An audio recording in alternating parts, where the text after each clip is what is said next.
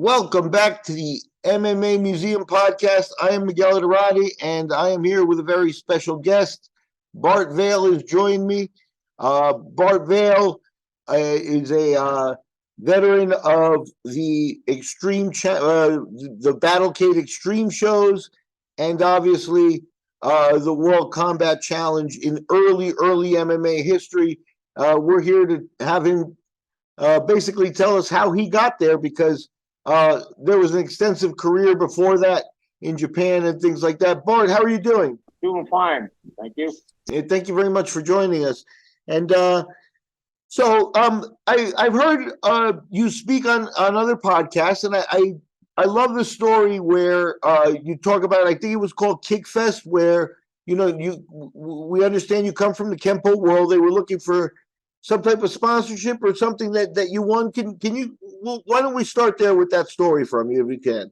Yeah, I was doing a kickathon for MDA, I think, or multiple sclerosis or something like that. The benefit to raise money for Jerry Lewis's. Jerry Lewis had this thing going every year that he would try to collect money for these kids that have multiple sclerosis. Right. And so we were approached about doing a kickathon where the kids in our school, at the time, I think I had 7 schools open. And what they would do is take the kids would take their form and try to get their parents or their neighbors to, give them $1 for every kick they do before they put their foot down. And so we did something on that, and we collected just over $5,000. And they came in and gave me, I gave them a check. And they told me that because I raised over 5,000, that when they're doing the actual telethon, they switched on the TV to different places. And one of them will be in Miami at the Aventura Mall, where I would have basically about 30 seconds on TV. And Great. if I wanted to do that, and I said, sure. I said, I'll go. It's gonna be it'll be fun. And I took one of my students there, and we got in the ring, and we did some sparring, just kind of like lightweight, kind of like what we do at the dojo. And I get out of the ring, and I'm taking off my top and my belt, and a Japanese guy came up to me, and he was on the audience, and he said he never saw an American as big as I am kick as high and as fast as I was, and would I like to compete in Japan? And I'm going, yeah. And again, you got to remember, in that time, it was in the mid '80s, right? All there was realistically was kickboxing. Yep. And again, I'm just assuming we're doing kickboxing because I didn't think boxing, because I was in there kicking and punching, not really just boxing. Right. And I had no idea it was going to be any kind of grappling at all. So he invited me to go to Tampa on the weekend to, train a little bit with some of the guys. And so he gave me the address, and it was out at a barn.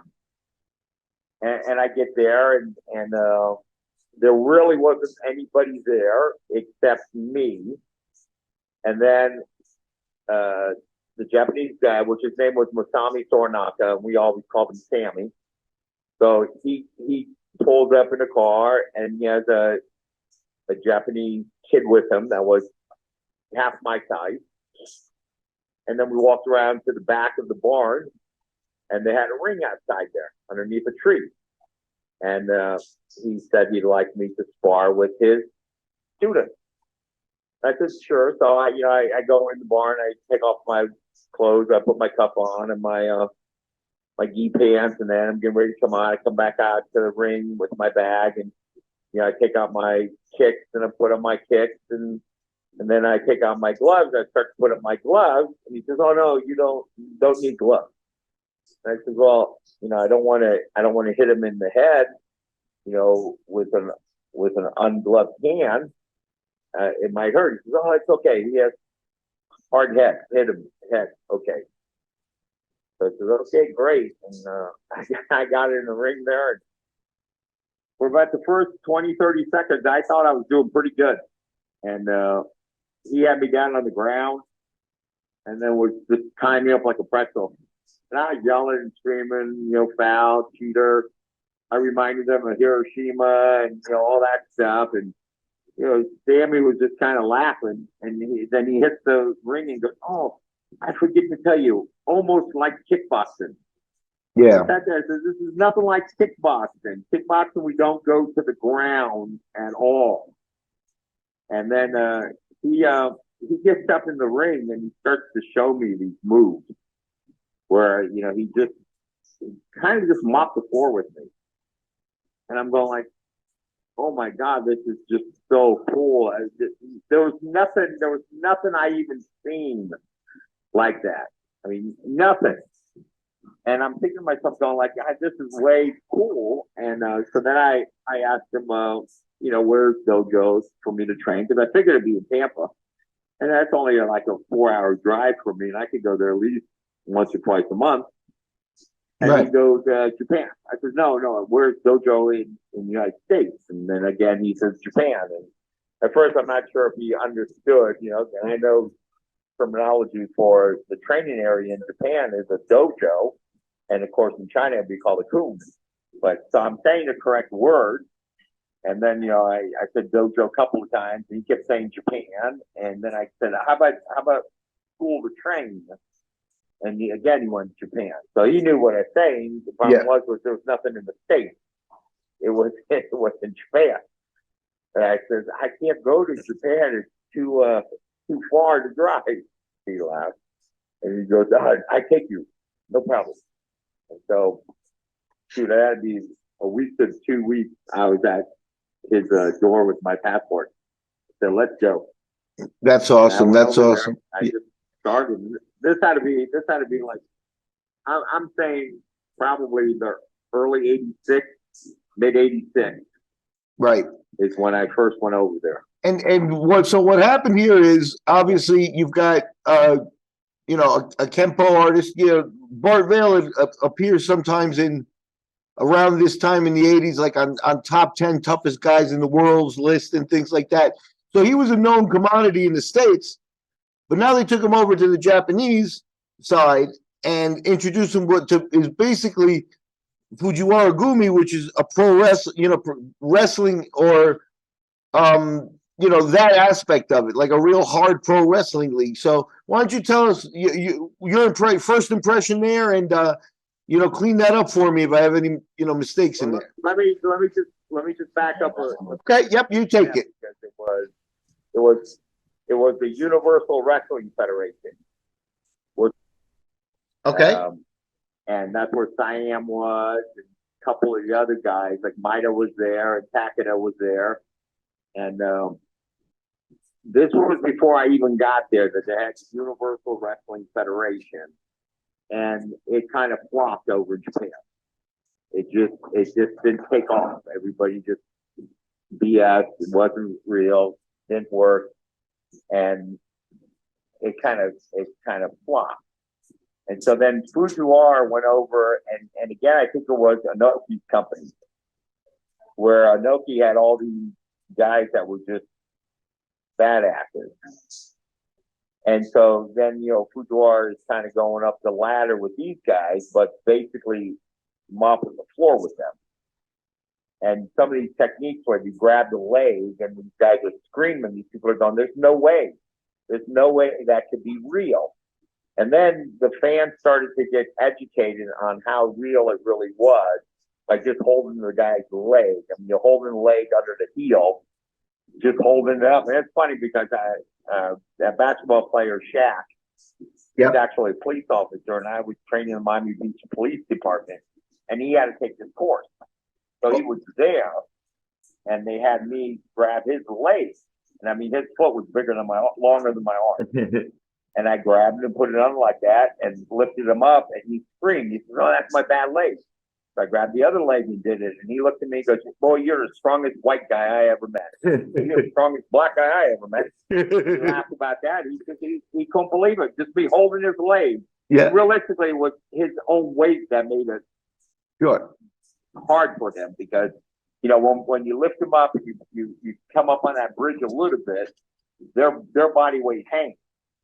So anyhow, Fujiwara's over there just kind of spanking everybody. The fans are going like, wait a minute, this has to be real. But they went back and started the company again. They couldn't call it Universal Wrestling Federation because that name was already taken. So they had to call it UWF. So that realistically it was just UWF style. And again, everybody just kind of figured it out as, oh yeah, well, that's Universal Wrestling Federation. But realistically, it was just UWF was the name. And that's when Fujiwara started to train people. And again, we didn't have a whole lot of people to do it. We had to go basically finding people to do it, to train. And I don't know, I guess it was probably 80, 88, 89 that we started over at a school over there at Malenko's place, where we had American wrestling on one side, the shoot style on the other side. And that's where Carl Gotch would come and train us and stuff like that. And then, of course, Carl Gotch used to go to Japan every other month and train the boys out there. And again, you know, it was a big part of the style. But what had happened was Fujiwara was actually doing Thai kickboxing over in Japan with one of the number one fighters in Japan. So like on Monday, he went to the Thai gym, you know, started, you know, punching and kicking and doing all that. And then, you know, the next night he went over to the wrestling gym and he's wrestling and that. And I don't know if it was the wrestling gym or the kickboxing gym that got, you know, introduced first. But what happened was one night, because Sammy and Fujiwara would always hang around. And so they're going to either the wrestling gym or the kickboxing gym. And Soranaka said to Fujiwara, hey, when you get in there, let's just say we went to the kickboxing gym. When you get in there, take him to the ground. You know, take him to the ground. So as soon as the guy, you know, threw a couple of roundhouse kicks, you know, Fujiwara blocked it, shot him, took him to the ground, and you know, did a arm bar or whatever it was. That guy screaming and yelling. And then they thought it was great. And then the next night when they went to the wrestling gym, Soranaka said the same thing. He said, hey, you know, kick the leg, punch the head, do all that stuff like we did, you know, in the kickboxing gym to the wrestlers. So then all of a sudden you stand there like that and Fujiwara switch kicks and kicks the guy's leg. The wrestler's standing there getting ready to grab, and all of a sudden you know he buckles him with one kick to the leg. And then just jumps on his back and does a rear naked choke. And then all of a sudden, you know, we're looking at it, like going like, oh my God, this is devastating. You know, it's okay if you walk into somebody else's, you know, sport and play their sport, they're going to beat you. But if you go in there kind of mixing it up a little bit, you know, you got a better chance. So if you got a kickboxer, you're obviously going to take him to the ground. If you got a wrestler, you're going to, you know, kick and punch and do all that stuff else.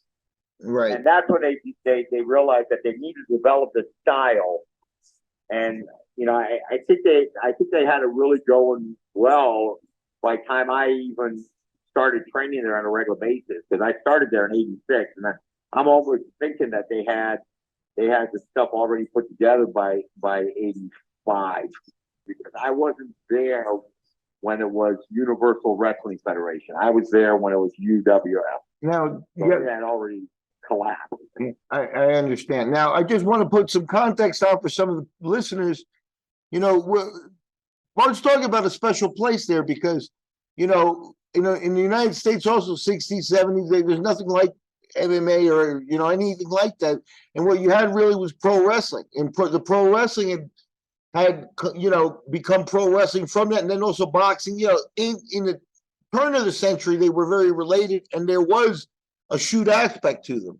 And that seemed to go away or go underground. But Carl Gotch is commonly regarded as one of those people that carried the flag, you know, through those ages with the techniques and making sure that they got out there.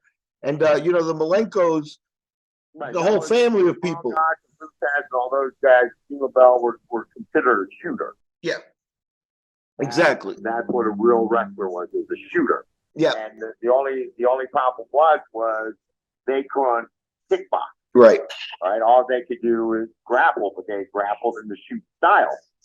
And see, that was what Fujiwara and Soranaka was putting together with doing the shoot style with the kickboxing. That's what kind of made it kind of unique. It's same thing with me training in the martial arts. I trained in Chinese Kempo, which is a mixture of karate, which is a rigid hard style, and Kung Fu, which is a fluid and a style that kind of redirects the man's force.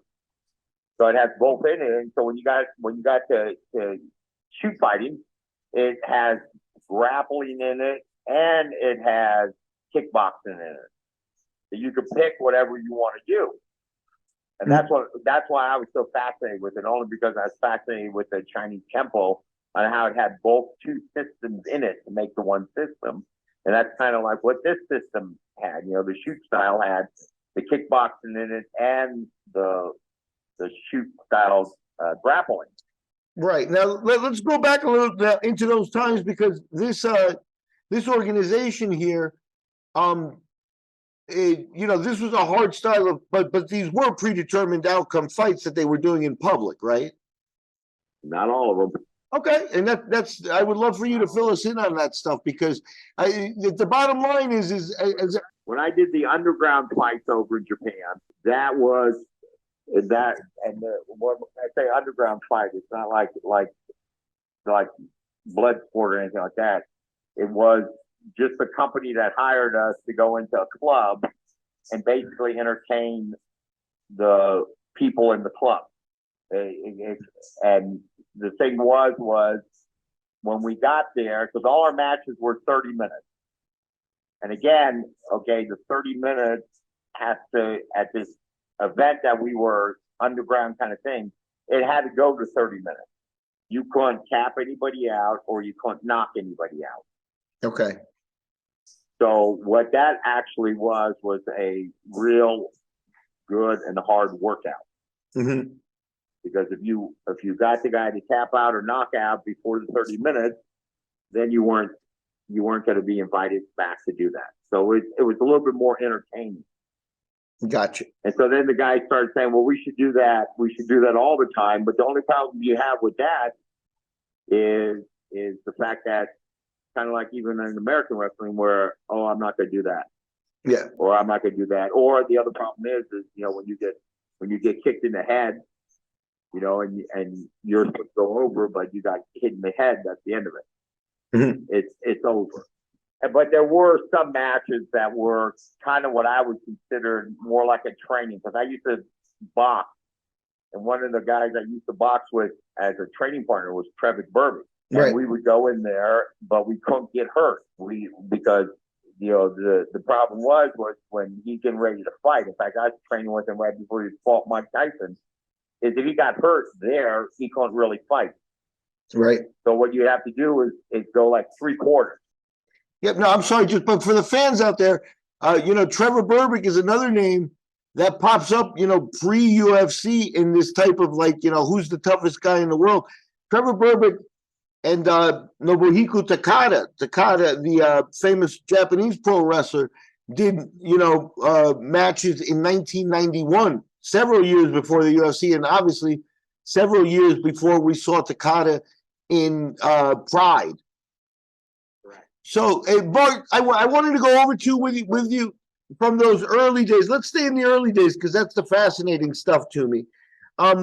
You brought up Akira Maeda, and Maeda was actually one of your first matches, back in the 80s. And Maeda later on went to form the Rings Company, which, at some point when they were doing their Kings tournaments, may have been the biggest MMA company in the world. What was your experience, and what are your memories of Akira Maeda? What was he like? He was very, very nice guy. I liked him a lot. He was a good guy. Trained all the time. Always was ready to help people, no matter what it was. And again, they never had the school open. I mean, I I remember one time saying to Fujiwara that they should open up and just the regular public just to be able to come in and train. But they never did that. I mean, they tried a couple of times when I was over there. And Maida was always real helpful on the whole thing. I really liked him a lot. Very nice guy. Didn't have very good athlete, but didn't have that attitude like he was better than anybody else. And that to me always kind of impressed me. Just like that guy, Trevi Burbage, same way, just regular type of guy. And Shaq, another one, just knows that he's just a regular person.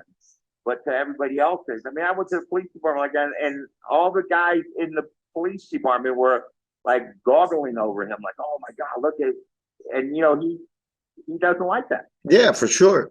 And we get in there and train, and the fact he was the only one that could hang with me the whole day.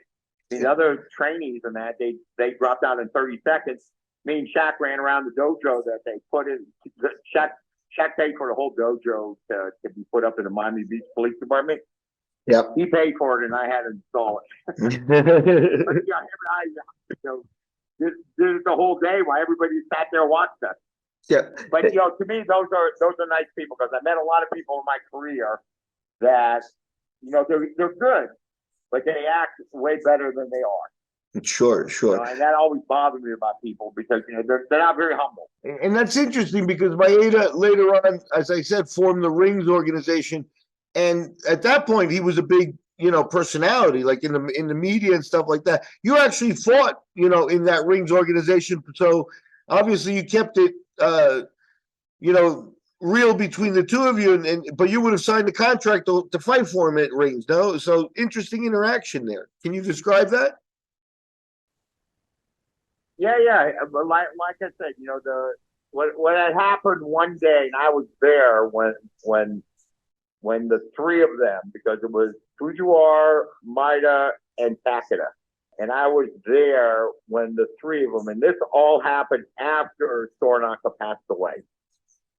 Sornaka was the glue to that whole company, and as soon as he passed away, everybody went retarded.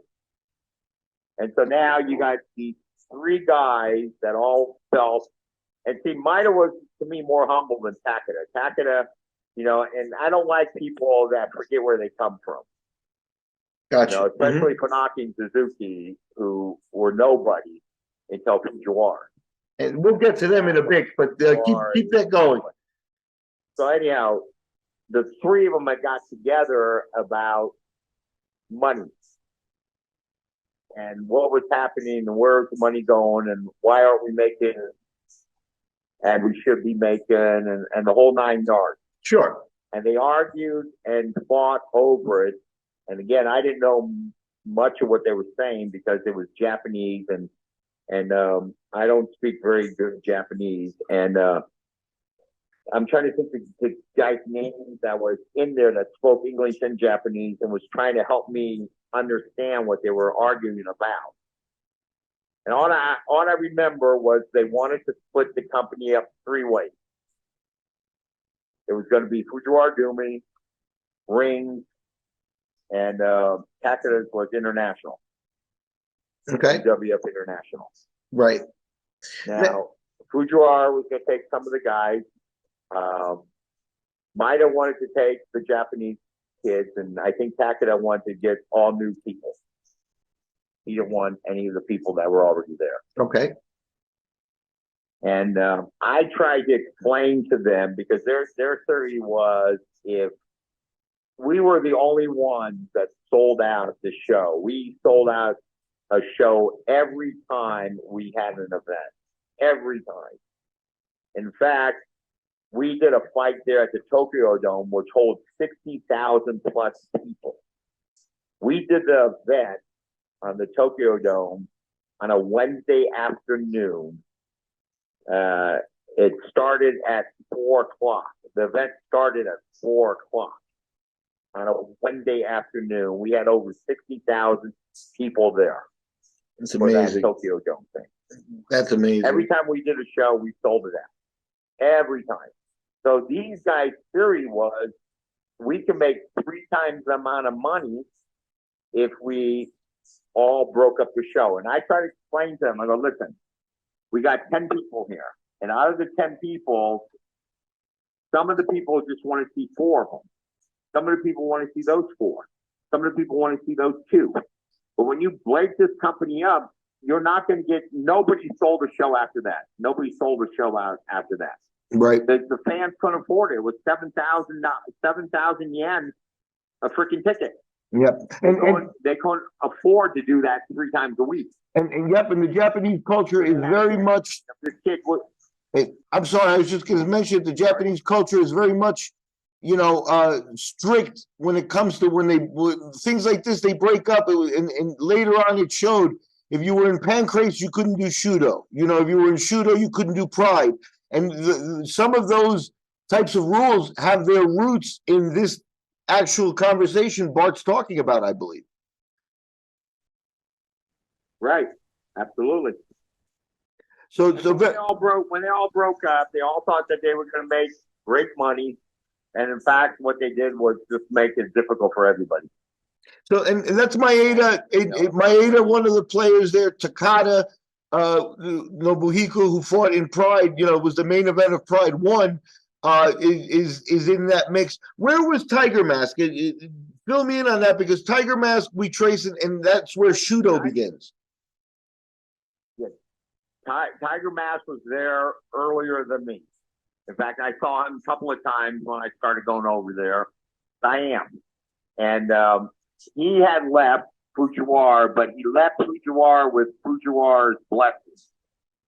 Takada and Maeda both did. There wasn't anything there, but Funaki and Suzuki, both of them should have been hung. Okay. And they left disrespectful. It's like anything else.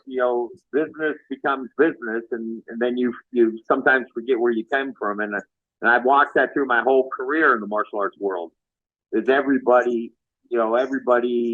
forget who made them, who they are. Right. And all of a sudden, they're the person, and the person that made them is a nobody. I mean, Gene LaBelle just had that recent thing, that happened to him. And I don't even want to bring it up right now, but again, it was, something like that in the same effect, where, you're nobody to begin with. Like, when Takada, not Takada, I'm sorry, when Funaki and Suzuki came over with Fujiwara, because I was there before they even showed up. Okay. They weren't all that good, in my opinion. Right. Because, first of all, Soranaka goes to me and goes, Funaki used to box. That's all right. So I got in the ring with him. He stunk. Mm-hmm. He stunk, in my opinion.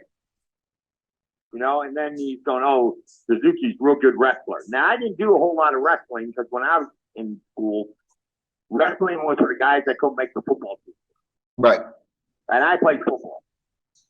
But wrestling, I don't want some guy rolling around on me. I mean, maybe his sister, but not that. So, Suzuki, he's a real good wrestler. And to me, based on what I already could do, he wasn't that good, in my opinion.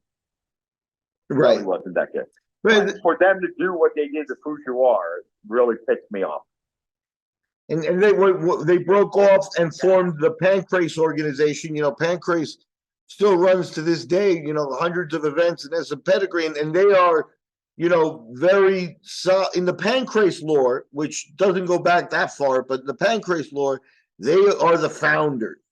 Talk about how that offends you. Yep. I know. It kind of pisses me off. But, it even pissed me off. Carl Gach was the one that came up with the name. I even said something to Carl Gach to go, how would you do that? How would you not tell Funaki and Suzuki, to back down and do what you're supposed to do instead of running off and opening up another company? But, I got the same impression that, okay, so now we had Fujiwara, the UWF would bring Carl Gach out there. Treat him like a king. All right? Pay him good. So what I thought was going to happen is, like all these other people that, try to steal students, I figure what they were doing was Carl's thinking is, oh, okay, Fujiwara will have me out here to train his guys and pay me good. And then Funaki and Suzuki will pay me also to come over there. Now I got 2 students instead of 1. I told Fujiwara, I said, tell Carl Goss, forget it. But Yeah. it doesn't matter. So, I mean, that's what I saw happening. And I was there when it happened. And I know, with Siam, it was no problem. It was Fujiwara's blessing. Okay. And again, there were a lot of times I was over there in Japan, and we'd go to an event with Inoki, and I mean Fujiwara and Inoki were real tight with each other. I mean, sure. real respectful. Both of them both respected each other. There was no real problem there. No problem with Siam. No real problem with Maeda or Takeda. Takeda was a little bit, to me, more standoffish than anybody else. He was one of those guys that thought he was a lot better than he was. Yeah, I can see that. He's good. Oddly enough, too, he actually probably, box office became the biggest star out of all of them in Japan. Right. Thank you very much for that incredible look. We're going to try to stay right in this neighborhood here. I wanted to ask you, where were you in 1993 when the UFC came aboard? Like how, you guys are already, experimenting, and there's an atmosphere. There's people here that went on in the 90s, to do things in what we now call MMA and stuff. But, where were you when that first UFC hit? What do you mean? Where was I? Like, did you watch it? Like, were you aware of it? Or? I thought it was. Oh yeah. I mean, I thought it was really kind of cool.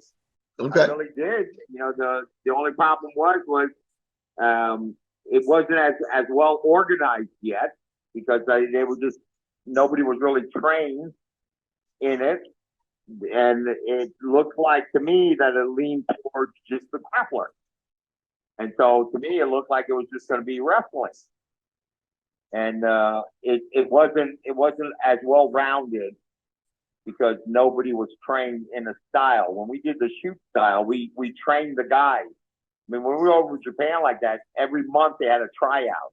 Kids would come and try out, and it would be like a 6-hour tryout for them to be accepted into the school. And the UFC, all the UFC was supposed to be was bringing different martial artists together to see which one was better. There's no such thing as UWF style. UCF style. UCF style. When the UFC was designed, it was designed to take different styles to compete against each other, to see which style was better than the other one. And even when I was going to do that World Combat thing, though, the whole platform was designed for a grappler. Right. I made them change the whole floor. It was all set up it was all like a mattress. And as a kickboxer or a boxer, you don't want to be boxing on a trampoline. So I had no spring on that, because then we're going, okay, well, I don't want to grapple, because that's what the UFC started off to be, was everybody was just going to grapple, but nobody was going to be able to kickbox. And right. So it became, an event, kind of like the gladiators and that, kind of an event where different styles would compete, but what they did was they kind of stacked the deck against the stand-up fighters, because the floor was already like a trampoline. And so a boxer or a kickboxer doesn't have the foundation that he would normally have. Yeah, right. And we're gonna get to the World Combat Championship here in a second. Let me ask you, as we transition out of the 80s here, and into the 90s and stuff. So at that World Combat Challenge, the announcer credited you for knocking out Ken Shamrock.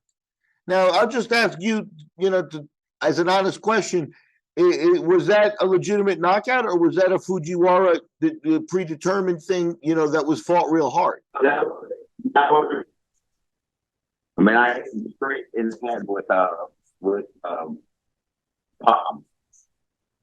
and Palm, and then 3 roundhouse kicks to the head. And we had a little bit of a problem before we even started. You can see when he started smacking the back of my head. I mean, he smacked the shit out of the back of my head, which, you know, even before the event started, we were told not to hit anybody in the back of the head. And so he did that. I mean, you can see the sweat flying off of my head. And I decided that it was time to, because he dropped his hands, because he can't kickbox. And he dropped his hands, I came in with a straight palm to the head. Okay. And then, you know, that's my kicking ability. And that's fair because, you know, if you had some animosity beforehand, that, you know, it's not that rigid. You can get mad in those fights and you know, write your own script, I guess. Is that? No, it happens real quick. You know, it's like Mike Tyson says, everybody has a plan until they get hit. Now, let's fast forward to, so what attracted you to the World Combat Championship? Just briefly, that show is a once and done show, but especially looking back at it, you know, through like a historic lens, the show did some pretty good things. It was pretty well organized, and that may be part of the attraction. Yeah, I think the Peterson family put it together. You know, they gave out nice belts. They attracted good people, and they you know, they did a lot of like good video vignettes on each of the martial arts. Why don't you talk about your experience? How did they attract you in the first place?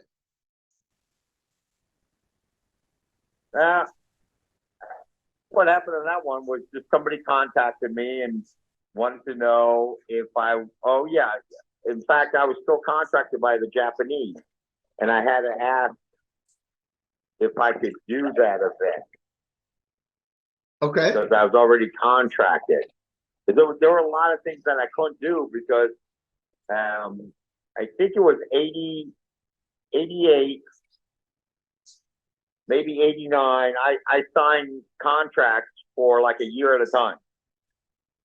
Gotcha. And so I couldn't realistically do anything because I know we had a bad hurricane here in '92, and I didn't want to go to Japan. And you know, of course, the company says, "Yo, you know, there's nothing more important than the company." And I said, "Yeah, how about my family?"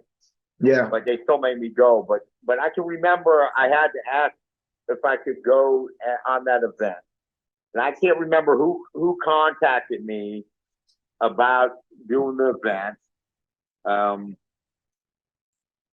can't really remember. I know that they flew me out to California to have a meeting with them and what they were going to do. I know it was some guy that his family was putting up the money, his father, on doing this whole thing and how nice they were going to do it. And they were talking about doing 1 or 2 of them a year.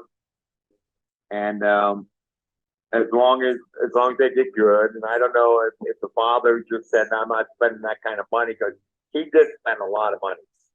Okay. And I just don't know if he made that kind of money back to what he spent. Yeah, it was a difficult world back then with the, you know, UFC's was getting blown off cable, and you start up a new company, and I give them an A for effort, especially with the roster. You know, your appearance was one of the ones in this tournament that made it extremely attractive because people were curious. Why don't you talk about your first fight, because, you know, the opponent has since passed away. It's also has a legendary status in the MMA world as one of really the most brutal fights, you know, from the early days. Why don't you talk about your experience on that? Well, like I said, I enjoyed doing these events. I got there ahead of time, and the floor was too cushiony for me. So I said, I'm not gonna fight in this where it's like a wrestling match. I said, I just can't do that, which is funny because I didn't throw any kicks as far as I can remember. And they switched that all up. They made a nice floor for me. And then it was funny because after the fight, Antonio said that the Gracies were always, you know, ducking out from him. They always give him the hardest guy to fight. And, you know, Shamrock said the same thing to me. That they always give him the hardest guy to fight. And then by the time they get ready to fight, they're too tired or too worn out to do anything. And, because both me and Batonio put each other out. Yeah. I mean, he couldn't go back out. I mean, they were stitching my eye even, and the doctor said no when it came into the thing like that. And then the doctor couldn't even get my eye sewed. The string is hanging from my eye, and he keeps trying to poke it in. And he goes to me, he goes, "You got really tough skin." I go, "No, you got a blunt needle." And I walked out of there, went into my dressing room where my buddy was, Tony Palomore, who was the heavyweight kickboxing champ. I had him sew my eye. And then I'm ready to go. And they said, "Oh, you can't go out. The doctor's not going to let you go back out." I said, "Okay." So I went in and took a shower. I mean, I had a lot of fun. No, but that was to the great disappointment of everybody. The potential for a legendary match. You beat Batonio. Batonio, was one of those guys that you hear, "Oh, I'll never tap" kind of stuff. Batonio lived that. He was there to take a beating, and he was constantly trying things on you too. So it's definitely a back and forth, hard match, and that's the doctor judge you couldn't do. At the other end, you would have fought Renzo Gracie. Renzo Gracie would have been that next opponent. What did you think of the Gracie and the Gracie legend and stuff like that? Now in retrospect, obviously there's disappointment we didn't get the fight. Yeah, no, it kind of even bothered me when the whole thing was set up like that, because when we were going there picking who's going to fight, Batonio was the first one to say something like, "Why are we fighting?" And I said the same thing. I said, "I just assumed, since we played this whole thing off, that everybody else will do this stuff, but me and Renzo would fight each other." And I said, "Well, this is the way it's picked." And that's, I guess it was like maybe 3 or 4 weeks after the fight, where Batonio called me up and said, "You retired me." He says, I'm never going to fight again." But and then we start talking about that, about how the Gracie's always avoided him. And I mean, even Shamrock said the same thing to me about how they would always put them with the toughest guys. And again, me and Mike put each other out, and that was it. I mean, neither one of us could go back out. When you look at the databases, Mike Batonio pretty much comes up as 0-1 on his career, but as Bart is referencing here, he was one of those guys. That San Pedro area of California where it was there has very much root. This is where you found the guys that fight under a bridge. Yeah, that was San Pedro, on the docks and things like that. That was happening out there. So very, very interesting character. And I wish we had seen more of him, really. Yeah. I mean, and again, it's like anything else. You don't know who you're going to pick when they do something like that. I mean, I was really surprised. That they didn't have, especially when Black Belt Magazine puts the two of us on the cover. I was really surprised when they said that. For sure. I actually have a picture of that magazine. I'll show. Yeah. I look back at it and I said, well, you know what? I can't, I'm not going to be mad about anything because, I went there. I had a great time. This is what I did. I mean, at this point, so God, I would have did this differently if I would have known. But that's just the way it went out. I got paid to show up. I didn't get paid if I would have won the thing, but it didn't seem like I was going to anyhow. Okay. And so I was happy with what they were paying me to show up and do and everything like that. So I was happy with that. It's like the same thing when that last thing I did with Japan, when they had me fight 3 events. They had me fight two shoot fighters. Then they had me fight against a kickboxer, and then they had me. It was going to be 3 different people. My arm got dislocated on the second fight, which was a kickboxing fight. My right arm got dislocated, and they thought I was faking. And I went down and I got back up, and the ref wanted me to cover up, and my arm was bent up, but it wouldn't go up over my head. But I could bend it up because the shoulder was out. And then the guy kept hitting me on the right side of my head, and the judge stopped it. And then I said to the judge, I said, my arm's out. So he called, had the doctor come over, and I think they think I was taken. They had me sit in the back room. They kept coming up and go, "How's your arm feel?" I said, "It don't feel any better. It's out. We got to put it back in." And then after 2 hours of sitting there with my arm out, the doctor comes back in. I couldn't go out for the third fight. The doctor comes back in and says, "Well, if it's not better, by the time I come back in here, we're going to take you to the hospital and take a picture." I said, "Well, let's do that." And then we get to the hospital. He takes the picture and he comes out with his mouth dropped down to his jaw, going like, your arm, it is out. Shit, I've been telling you that for hours." Then they couldn't get it back in. They put me up against the wall in the hospital, and 3 doctors are grabbing my arm, and they had me in my chest up against the pillar. Doctors were trying to pull my right arm to pop it in. Wouldn't move. I said, "Hey, why don't you go outside, get Toyota truck?" And then finally they had to put me under. They put me under and the arm went in. But yeah, I mean, my point being is that, I got paid to do these 3 fights, but I couldn't do all 3 of them. But I still got paid. And, it was a disappointment for me because I wanted to do it. I was doing this not because I was easy, but I was doing it because I was having fun. And I can remember years ago when I asked Bill Superfoot Wallace, I said to him, I said, "How do you know when it's time to retire? Because you retired, you went off, you're doing great and everything like that." Joe Louis, the kickboxer, he retired and then he came back out and ended up losing. But Wallace kind of retired and never came back out. I said, "How did you determine that? When did you decide, hey, this is the day to retire?" He looked at me and said, "I know it was time to retire when they came to me to do a fight and I asked how much I was going to get paid." He said, "Because at that point then, I wasn't doing it because it was fun."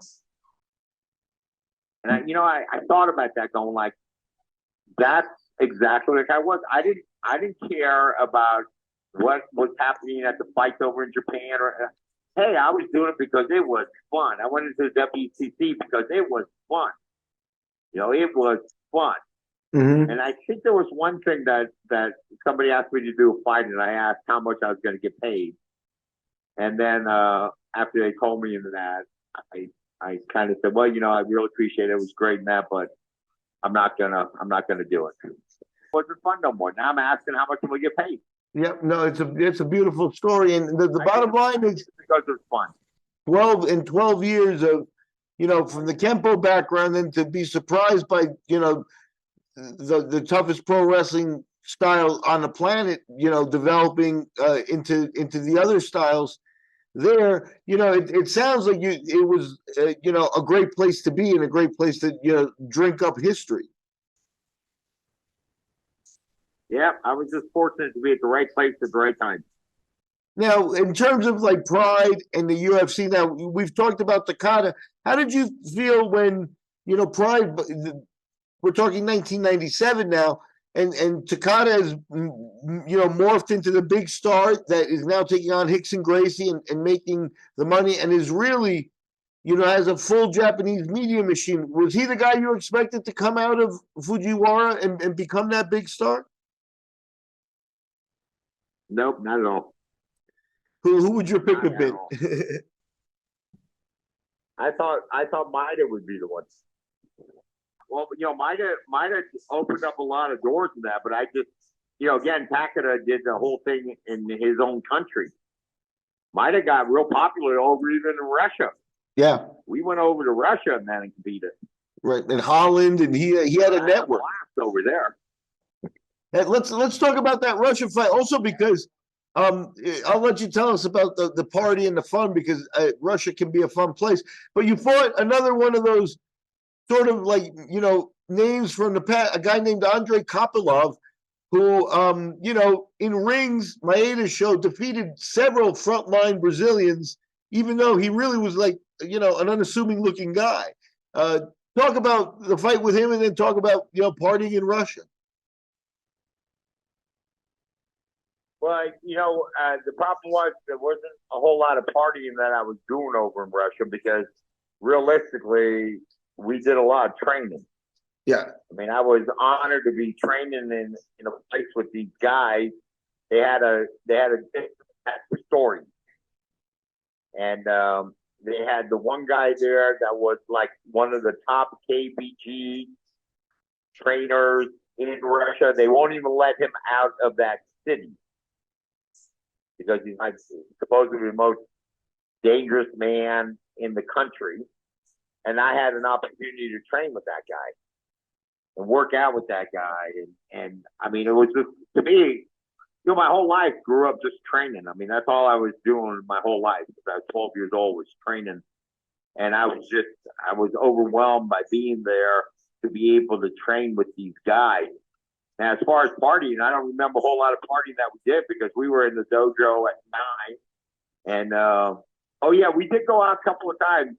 And we don't think, I can remember we went out to dinner one time. Because most of the time, we trained downstairs.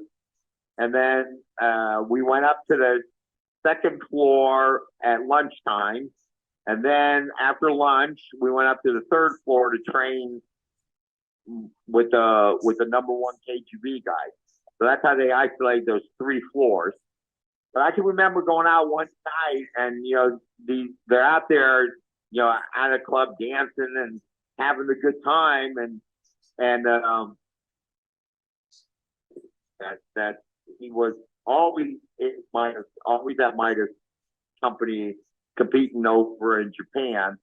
He wrote a book. In fact, he even gave me the book and autographed it in that. And he knew English pretty good. And they were all excited about being out at this club in that. And I'm going, what's the big deal? He goes, oh, you don't understand. Here, now, Russia free. We don't have communism now. We can party. I go, so what? I said, you party? He goes, oh, no, we can't. We had to be in, couldn't go out at night. What? So they were all excited, and then he told me, oh, young people love this new country. The old people hate it because now the old people have to get like and they're confused. They don't know what to do. Young kids, they love it. Yeah. And yeah, we had a lot of fun, but for the most part, you got to remember is our whole objective was training. I would have loved it to just be able to go and party. No, but that's it. I'm really a partying guy, so. And I appreciate that, Bart. A lot of people say I had a blast, because there was some partying involved. But here's a real martial artist who had a blast, training and interacting. I wonder, was the David Rootman? Is that a name? Was that the guy who was in charge of that school? I tell you the honest truth, I don't know. They made me a member of it. They gave me a plaque and all kinds of stuff. And okay. To tell you the honest truth, I don't even know. Okay, and that's cool. That's cool. No problem. When I was younger in the martial arts world, I had this guy Joe that would take me around. He was the one that got me really involved in karate. He would take me to all these karate things all the time. We went from a judo school to a kung fu school to a karate school. And we always go out to the Homestead Air Force Base when they do stuff. And one time he's going, oh, we're going to go see this. We're going to go see this guy do this 1-inch punch. It's really kind of cool. You gotta come see him. So we went, and you gotta remember, I'm 12 years old. Okay, and Joe, I think he was probably about 19. He was my buddy's stepbrother. Okay. Maybe he wasn't even that old, maybe, but I'm thinking he was 19. But anyhow, so he took me over there, and again, that's the actual guy doing this 1-inch punch was Bruce Lee. And here I am, 12 years old, standing next to Bruce Lee, and I'm bigger than him. I'm going like, he didn't really impress me. He didn't really impress me. And again, I wasn't really into the martial arts world yet. I was kind of like, watching the Blue Angels flying, and Joe kept hitting me and told me pay attention and all that. But after about when I got 15 is when I got really, really excited about training in the martial arts world for real. And that's when I decided to dedicate my life to it. and try to train with all the people that were what I felt important. Like, Master Yami is one of the guys that I knew from Joe that started me because he had his books, what is karate? This is karate by Master Yami. And when I started going over to Japan, I went to find all these places. And one time, Master Yami invited me to his tournament that he had every May. Invited me to his tournament. I went to his tournament. I met what they called his son, but it was realistically his number one student. He always called him his son. That's who was taking over the organization. But I'm thinking to myself, going like, wow, this is the guy that was in the magazine, in the book, all that. And here I am now, being invited by him, sitting next to him on his throne and all that. So for sure. Like when we, oh yeah, it was kind of neat for me. I was there when the emperor passed away. And I've heard a story too that. Like that. They had. Yeah, I'm sorry. I'm going to ask you. I'm going to ask you to tell your story because I heard that you actually have like a flag signed by the emperor that was given to you. Yeah. Share that story. Yeah, we were there. We were there, and the day we couldn't do anything. We couldn't train. We couldn't do anything. Japan was basically closed. I actually met George Bush's Secret Service, and the one guy we were talking because it was kind of nice to talk to people that spoke English. Sure. And so I was talking with him, and he had. And when I was a kid, there was a movie called Get Smart. Sure. And Get Smart was Agent 86, and he used to have a gun inside his shoe. This Secret Service agent guy had a little Derringer that was in his heel of his shoe. Awesome. The Japanese found it. There was no gun came into Japan on that day. Nobody brought a gun into Japan. And he even showed me how the heel came off and the Derringer fit right in there. But anyhow, so we were there. We couldn't do anything. So I said to Sornaka, I said, hey, let's just go to the funeral. We can't do anything.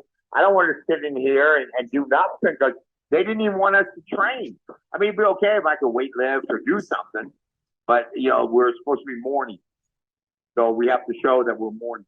So I said, let's go. So we walked. I mean, first we took the subway and everything like that. And then we're walking. And as we're walking up the thing, I mean, they had hundreds of Japanese flags going all the way up this walkway. Hundreds of them. So I wanted one of them. And so, we stop and we're talking to people and that. And of course, stopping and talking. I don't speak Japanese. So, Sornaka's talking to everybody and talking to people. And I'm trying to tie a flag. And he kept yelling at me, leave it alone, leave it alone. And I kept trying to take it off and, different people coming up and walking and talking. And then another group came up and the other guy said something. And then one guy took it down and then put it on my back and that. And Sornaka and this other guy held it. And then supposedly that the emperor, that is the emperor now, supposedly signed it because according to Sornaka, he wanted to meet me. Oh, that's cool for sure. Kind of funny because he made an effort to walk towards us. And again, I stuck out like a sore thumb. Sure. Everybody there was dressed in a dark suit. I don't have a suit, and I'm just wearing my UWF sweat jacket and whatever, and just walking up, and I stand above everybody anyhow. And it's just funny because we met all these people in that, and then he signed it and he gave it to me, and so I thought that was kind of neat. That's very neat. And the thing about it too is that you stick out in any mall in America. You're a big man. In Japan, that's even he must have obviously known. Oh, that's he watched you fight. The emperor watched your show. He was into it. That's amazing. Right. We used to, like I said, those underground fights we used to do were just for the Yakuza.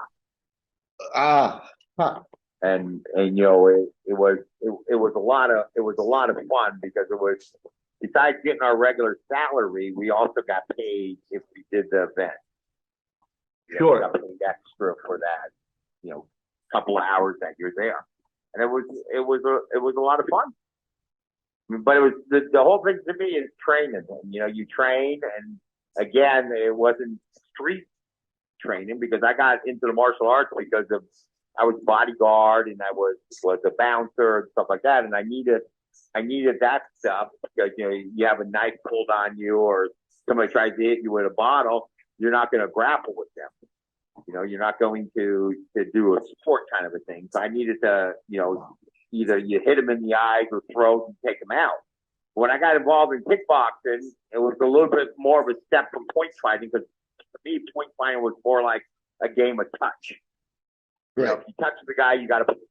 So it really wasn't skill as much as it was speed. So here I am, 250 pounds, and at the finals, and that I'm fighting a guy that was 170 pounds. Well, yeah, he's 7 times quicker than me. Yeah. And so he always ended up winning unless I really hit him. And Yeah. if I really hit him, then I get disqualified for excessive contact. So that's when I said, I said that to Tony Palomar. I said, you know what? I want to do something that I know I won or lost. If I'm laying on the floor looking up, I'm not going to say, did I win? Okay? Yeah. I know I lost.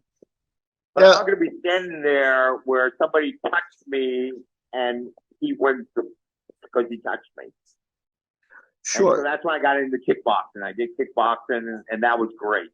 But when I got involved in the shoot fighting, I mean, it just opened up a whole different door. I mean, it was incredible. Yeah. But again, not on the street. I mean, I've seen a lot of street fights. I've been fortunate never to end up on the ground. Right. No, it's amazing. I've seen a lot of street fights where I'm sorry to interrupt.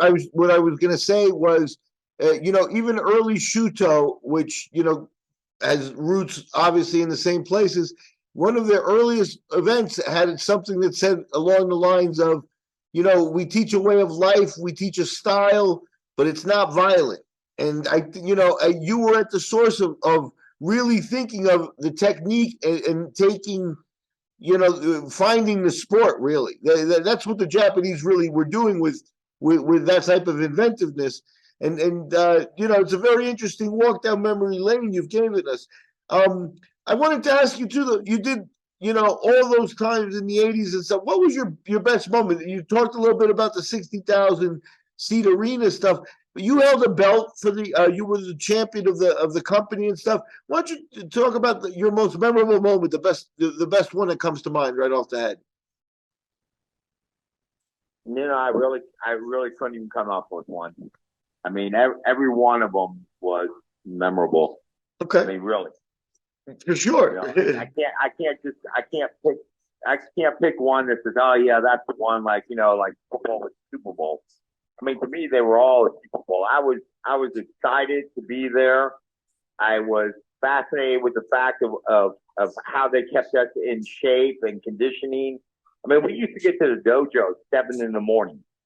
And from 7 to 2, we did conditioning, push-ups. I mean, they were making up exercise. At one point, I could almost climb a rope upside down. Oh my God! Right? I used to do a pegboard with fingertips. I mean, the record to do squat, where you squat down, you hop forward and hop back, was 9,000. Yeah. And one day I said to Sornak, I said, "Oh, today I could," because we used to do 500 of those a day. Yeah. Okay, so I'm thinking to myself, one day I said to Sornak, I said, I think I can break record today. Oh, good. Let's go. So we went outside behind the dojo on the platform out there, and I started doing the squats. And I did really good up to about 2,000. And then when I got to 2,000, it felt like my bladder was going to fall out of my butt. And I got to 4,000, and then I couldn't do anymore, and I was ruined for a couple days. Yeah. 9,000. 9,000. So 7 in the morning to 2 in the afternoon was just conditioning. And then from 2 to 5, you had off. Go do your laundry, go grocery shop, eat, take a nap, whatever you want to do. Then you were back in the dojo at 5, and from 5 to 9, you were allowed to get up in the ring and do sparring, where you grab somebody and you'd go over the technique and work the technique. You know, Carl Gotch would be there going over the stuff with us, or Fujiwara would be there, or Soranaka would be there doing the stuff, and we were allowed to do something. But for the most part, they were a fanatic about conditioning.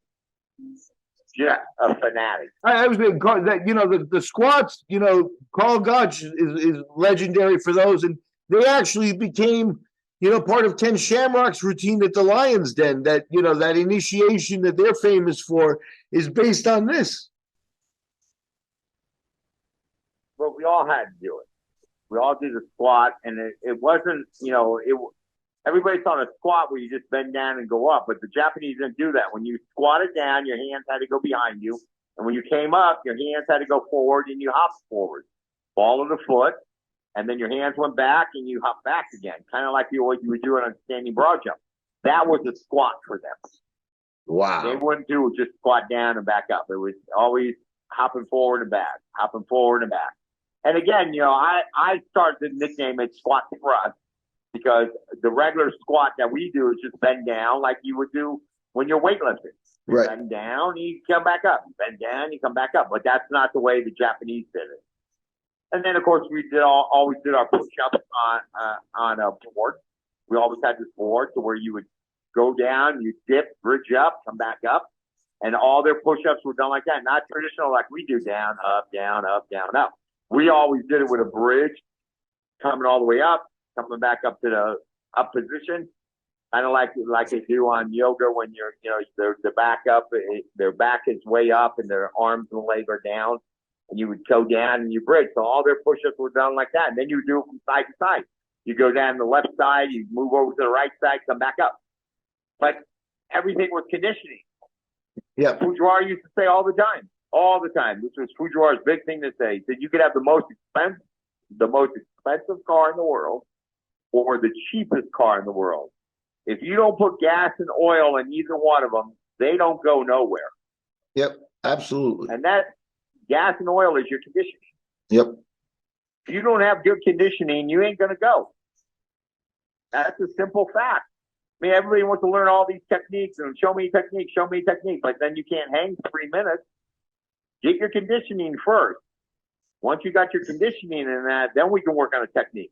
Like Bruce Lee used to say, he used to always say, don't fear a man that could do 1,000 kicks. Fear a man that could do one kick 1,000 times. Yeah, yeah. And, you know, that's what you got to have. You got to have that conditioning. You know, if you're going to go the distance, you got to have that. And we used to do 30-minute rounds. Yep, for sure. 30 minutes. And now we've been, you know, very few of them went 30 minutes. Yeah. And I'm going to wrap up. You know, we've been going over an hour, and I've learned an incredible amount, you know, and I'm glad that Bart had a chance to tell, you know, some of that history for our fans here, because I'm pretty sure that we've touched on a lot of stuff that American audiences haven't really heard of, you know, not the 80s and the roots of where Fujiwara was the branch, you know, Pride came from there. Pancrase came from there, Shudo came from there, Rings came from there, and Bart helped us, you know, remember a lot of that stuff. So I want to thank him a great deal for that. But you were there 12 years, you know, 10 or 12 years there, and by the end of it, you know, back in the States, '96, everybody remembers the Murakami fight, and you were with John Peretti's Extreme Challenge. First, let me ask you about John Peretti. How he's an interesting character. How was your treatment at his hands?